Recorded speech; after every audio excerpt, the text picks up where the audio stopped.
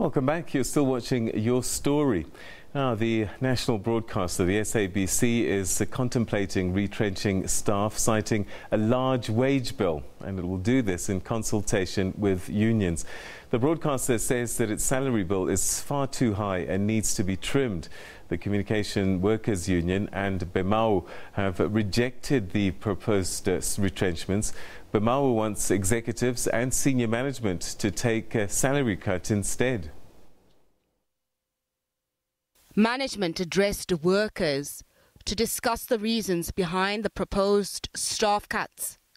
The SABC says it's simply not generating enough money. Its annual expenditure exceeds 7 billion rand.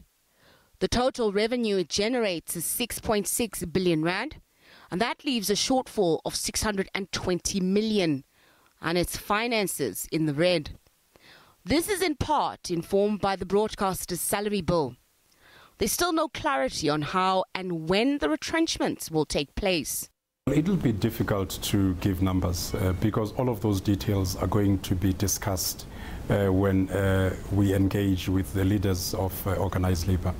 But what I can tell you that in terms of best practice for organizations that are functioning healthy and are financially viable is the ratio of the revenue to expenditure when it comes to salary bill, it's at about 30%. And currently, as the SABC, we're sitting close to about 50%. A new operating model is in the pipeline. The details will be known by the end of September. It will also provide more clarity on the invokement of Section 189 of the Labour Relations Act. The employer needs to define what are the number of positions that are to be affected.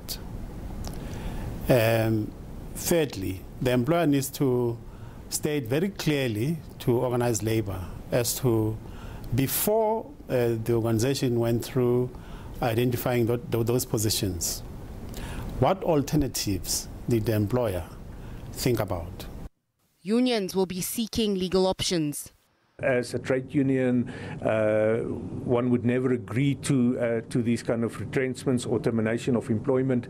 We value each and every person's job, and we believe that in the current circumstances in South Africa, where we have a number of unemployed people, that actually the SABC should lead by example and not put people out in the market without jobs.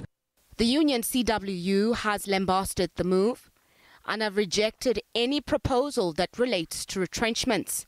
Instead, it's calling the public broadcaster to convert freelancers into permanent employees.